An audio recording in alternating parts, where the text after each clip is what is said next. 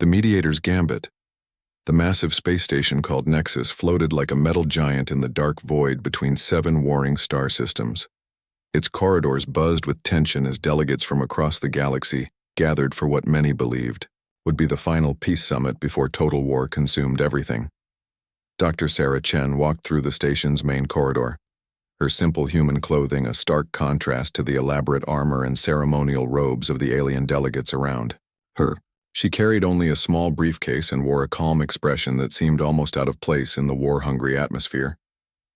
The Central Council chamber was a marvel of engineering, designed to accommodate 7 different species in one space. The ceiling stretched high above, showing the stars beyond through transparent metal. 7 sections formed a circle, each specially built for different alien physiologies.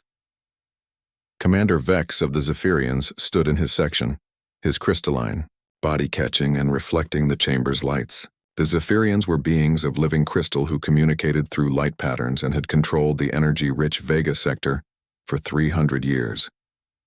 His voice resonated like wind chimes when he spoke. War Chief Thane of the Corvins occupied the heavily reinforced section designed for his massive frame. Standing nearly 10 feet tall with thick gray skin and bone ridges along his skull, he represented a species that had never known defeat in battle.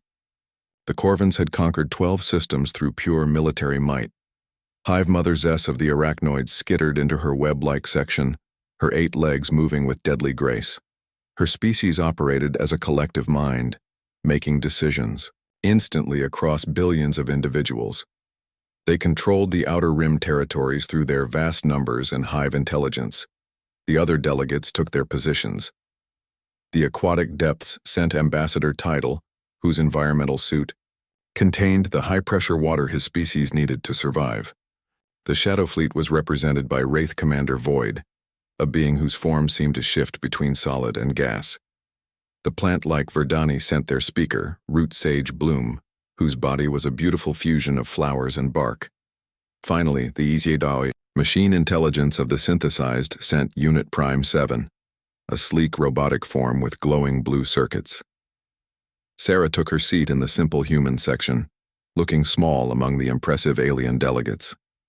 The chamber fell silent as Admiral Roth of the Terran Defense Force activated the communication system. Representatives of the galaxy, Admiral Roth's voice carried clearly through the chamber. We gather here as our territories burn and our people die. The 7-system war has raged for 2 centuries. Billions have perished. Entire worlds lie dead. We must find peace, or we will destroy ourselves. Commander Vex's crystal form pulsed with red light. The Zephyrians have offered peace, many times. We require only that other species acknowledge our rightful claim to all energy-producing systems. We are beings of pure energy. These resources are our nature. War Chief Thane's deep voice rumbled through the chamber. The Corvins have no interest in your glowing rocks, crystal being. We claim all systems suitable for military bases. War is our nature. We must have space to build our fleets and train our warriors. Hive Mother Zess's compound eyes glittered as she spoke in her multi-layered voice. The arachnoids require systems with suitable worlds for our eggs. Our population grows by billions each cycle. We must expand or our young will die. This is our nature. One by one, each delegate presented their demands. The Aquatic Depths needed water worlds. The Shadow Fleet claimed all dark matter regions. The Verdani required garden worlds for their forests. The Synthesized demanded metal-rich systems for their construction. Sarah listened carefully to each presentation, taking notes in her briefcase. When the formal statements ended, Admiral Roth looked at her expectantly. Dr. Chen represents humanity in these proceedings. Our species has been part of galactic civilization for only 60 years, but we have earned our place through innovation and diplomacy. Commander Vex's light patterns showed amusement. Humans are children playing at galactic politics. Your species has no significant military force and controls only one minor system. War Chief Thane nodded in agreement. Humans avoid conflict. They run from battles and hide behind words. What can such a species offer to warriors? Sarah stood slowly, opening her briefcase. Inside, nestled in protective foam, sat a small device no larger than her hand. It was perfectly smooth and seemed to absorb light rather than reflect it. "Honored delegates," Sarah began, her voice calm and clear, "you are correct that humanity is young and militarily weak. We cannot compete with your fleets or your weapons, but we have something else to offer." She lifted the device from her briefcase. "This is called an emotional bridge. It's technology that my species has been developing for the past 40 years. Hive Mother Zess leaned forward with interest. "What does this device do, human?" "It creates a neural link between different species, allowing them to experience each other's emotions and physical sensations. When activated, everyone in its range can feel what others feel." The chamber erupted in voices. War Chief Thane's laughter boomed. "Humans want us to share feelings? This is why your species is weak. Emotions are for the defeated." Commander Vex's patterns flashed with dismissal. "The Zephyrians have no need to understand primitive biological emotions. We are beings of pure logic and energy." Sarah waited for the noise to die down. "I understand your skepticism, but consider this. Every war in galactic history has been fought because different species couldn't understand each other's true needs and fears." Unit Prime 7 spoke in its mechanical voice. "This one calculates that understanding enemy emotions would create tactical disadvantages in combat scenarios."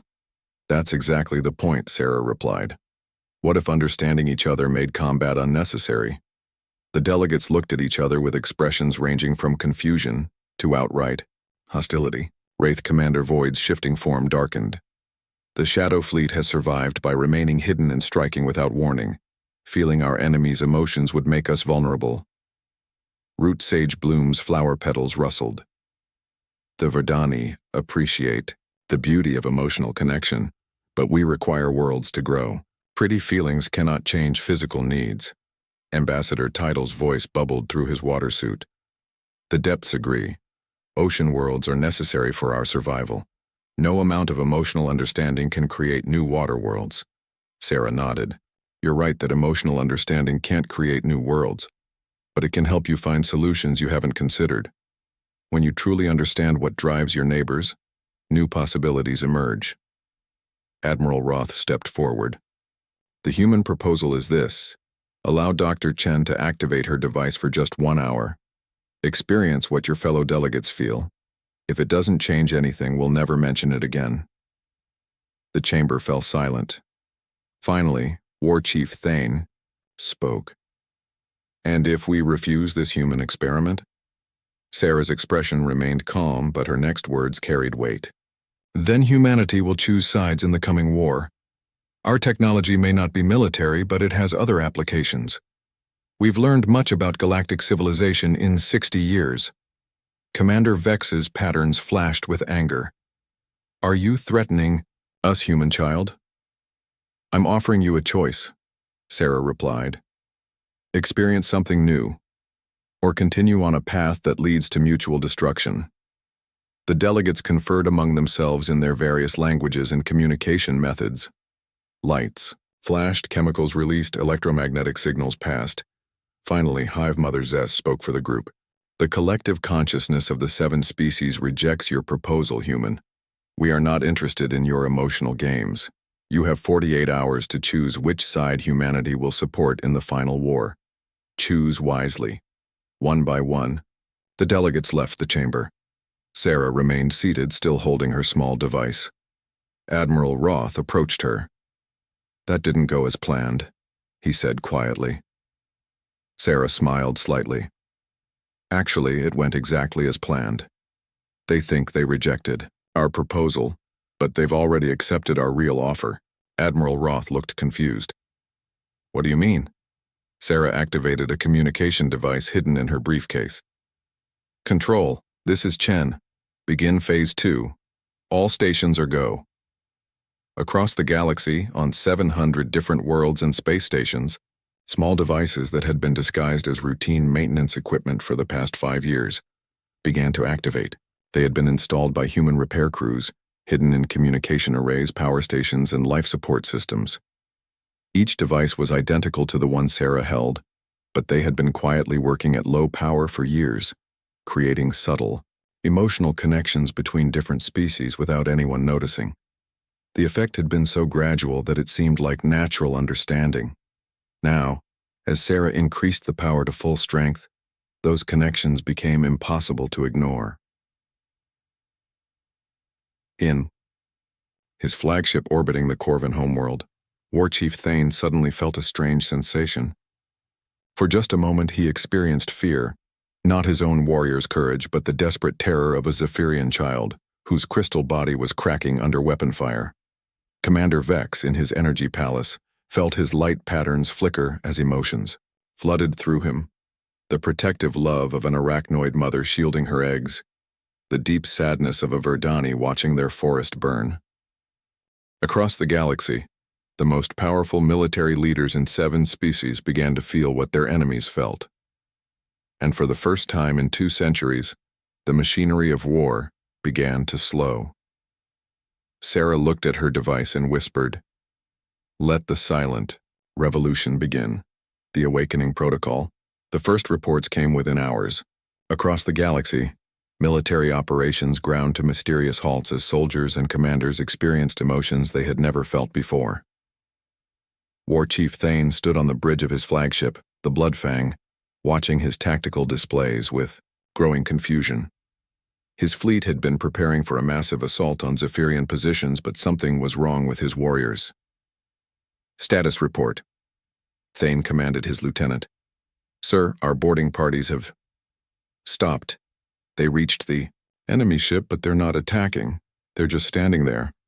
Through the tactical cameras, Thane watched his elite Corvin warriors, beings bred for combat and conquest, standing motionless in the corridors of a captured Zephyrian vessel. Their weapons were lowered, their heads bowed. Suddenly, Thane felt it himself, a wave of crushing despair washing over him. But it wasn't his emotion.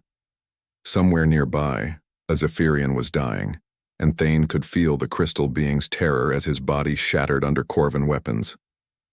"By the warrior gods," Thane whispered, dropping to one knee as the alien emotion overwhelmed him. "What is this?" Similar scenes played out across the galaxy. Commander Vex found himself unable to order attacks as he experienced the physical agony of organic beings burned by energy weapons. His crystalline form flickered with confusion as he felt for the first time what it meant to have flesh that could be wounded. Hive Mother Zest discovered that her collective consciousness was expanding beyond her own species. She could feel the individual thoughts and fears of single beings from other species, a concept that had been impossible for her hive mind to understand before. In the Nexus Station's command center, Sarah monitored the reports flowing in from across the galaxy. Admiral Roth stood beside her, watching the screens with amazement. "Combat effectiveness is down 90% across all 7 fleets," reported Lieutenant Commander Hayes. "Most units have simply stopped fighting." "What about civilian populations?" Sarah asked. Even more dramatic changes there. Trade between enemy species has increased by 300% in the past 12 hours. Apparently, when you can feel someone else's hunger, you want to help feed them. Admiral Roth shook his head in wonder. "How is this possible? The device you showed the delegates was no bigger than your hand." Sarah smiled. "That was just the control unit. The real network has been in place for 5 years. Every time a human repair crew visited an alien facility, we installed small empathy nodes. They've been operating at minimal power, creating tiny connections between minds. And now we've turned up the power to full strength. Every thinking being in the 7 systems can feel what their neighbors feel." Alarms suddenly rang through the command center. On the main screen, 7 alien ships appeared, the personal vessels of each delegate from the Peace Summit. "They're requesting immediate docking," reported the communications officer. "All 7 delegates want to speak with Dr. Chen." "Let them come," Sarah said calmly. The emergency council session that followed was unlike anything in galactic history. The 7 delegates, who had left the previous day as proud representatives of their warring species, now sat in the chamber looking shaken and confused. War Chief Thane was the first to speak, his deep voice unusually quiet. "Human, what have you done to us?" "I've given you the ability to feel what others feel," Sarah replied simply. "Nothing more, nothing less." Commander Vex's crystal form pulsed with unstable colors. "This is overwhelming." I felt a Corvan child's joy when their parent returned from battle. I felt an arachnoid's fear when separated from the hive. These emotions are so intense. Hive Mother Zess spoke in a single voice rather than her usual multi-layered tones. "The collective has never experienced individual loneliness before. Now I understand why single beings seek connection so desperately." Root Sage Bloom's flowers had changed color, now showing hues that matched the emotional spectrum of other species. I felt the synthesized unit's confusion when their logical processes conflicted with new emotional data. Even machines can feel. Unit Prime 7's circuits flickered in patterns that almost seemed organic. This one has experienced friendship. The concept was previously incomprehensible to my programming. Ambassador Title's water suit bubbled with agitation. I felt the Verdani's deep connection to growing things. I understand now why they need worlds to plant their forests. Wraith Commander. Void's shifting form had stabilized into something more solid. The Shadow Fleet has always remained hidden because we feared being understood and therefore hunted. But now, being understood doesn't feel dangerous. It feels safe. Sarah looked around the circle of delegates. "Each of your species developed certain traits to survive in your home environments. The Corvans became warriors because their world was harsh and competitive. The Zephyrians became energy beings because their planet had abundant power sources. The Arachnoids developed hive minds because cooperation meant survival." She stood and walked to the center of the chamber. "But none of you ever experienced what it felt like to be the others. You saw them as alien, incomprehensible, threatening. Now you know they're just different solutions to the problem of existence." War Chief Thane stood as well, his massive form no longer seeming threatening. "The humans. You planned this from the beginning, didn't you? The weak, peaceful species that everyone ignored." "We're not weak," Sarah replied. "We're different. Humans evolved the ability to understand and care about beings outside our immediate group. We can feel empathy for strangers, even enemies. We thought that ability might be useful on a galactic scale." Commander Vex's patterns shifted to soft blue, a color of curiosity and peace. "How long has your network been active?" 5 years. At low power. Long enough for you to get used to small emotional connections. Most of you probably thought you were just developing better diplomatic instincts." Hive Mother Zess made a sound that might have been laughter. "The collective remembers. Our negotiations became more productive. Our hatred for other species began to fade. We attributed it to wisdom gained through experience." "But why reveal it now?" asked Root Sage Bloom. Sarah's expression grew serious. "Because you were about to start a war that would destroy the galaxy. At low power, our network could inspire cooperation, but it couldn't stop the momentum of 2 centuries of hatred. We had to show you the full potential of understanding each other." Admiral Roth stepped forward. "The question now is what happens next. The network is active across 7 star systems. Every being in those systems can feel what their neighbors feel." Unit Prime 7 processed for a moment. Warfare under these conditions would be psychologically impossible. To harm another being, one would have to experience their pain directly. "Precisely," Sarah said. "But that's just the beginning. When you can feel what others feel, you start to understand what they really need. And when you understand what everyone needs, you can find solutions that work for everyone." Over the following days, the galaxy transformed. Military commanders found themselves unable to order attacks when they could feel their enemies' fear. Soldiers abandoned weapons when they experienced their target's pain. Entire fleets stood down as crews bonded with beings they had considered monsters just days before. But more importantly, the understanding led to innovation. The Corvans discovered that their military expertise could be used to protect rather than conquer.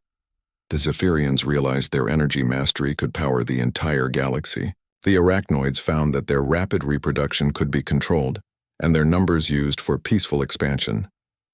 Each species began to see others not as competitors for limited resources, but as partners with complementary abilities. 3 months later, Sarah stood again in the council chamber of Nexus Station. But now it was called the Chamber of Understanding, and it hosted not 7 warring delegates but the first Galactic Cooperation Council. The 7 species had formed the most unlikely alliance in galactic history. War Chief Thane now commanded combined fleets that protected trade routes rather than raiding them. Commander Vex had become the galaxy's energy coordinator, distributing power where it was needed most. Hive Mother Zess managed colonization efforts that created new worlds for all species. The transformation is beyond what we dared hope, Admiral Roth told Sarah as they watched the diverse delegates working together on plans for galactic expansion and development. It's just the beginning, Sarah replied. We've proven that empathy can end warfare. Now we need to see if it can build something better. War Chief Thane approached them, his massive form moving with newfound gentleness. Dr. Chen, the Corvin people have a question. What is it, Thane? The great warrior's voice carried an emotion that his species had never expressed before. Gratitude. We want to know if humanity would be willing to teach other species how to build empathy networks. There are conflicts beyond our 7 systems, beings who still fight because they cannot understand each other. Sarah smiled, looking out at the stars visible through the chamber's transparent walls. Somewhere in that vast darkness, other species were probably preparing for war, convinced that violence was the only solution to their problems. Yes, she said simply. That's exactly what we'd like to do. And so humanity, the species that everyone had dismissed as too weak for galactic politics, became the mediators of the galaxy, not through superior weapons or advanced technology, but through the simple power of helping others understand what it felt like to be someone else. The age of galactic warfare was over. The age of galactic understanding had begun. In the end, the greatest weapon turned out to be the ability to feel what others feel, and the wisdom to use that power not for conquest but for connection.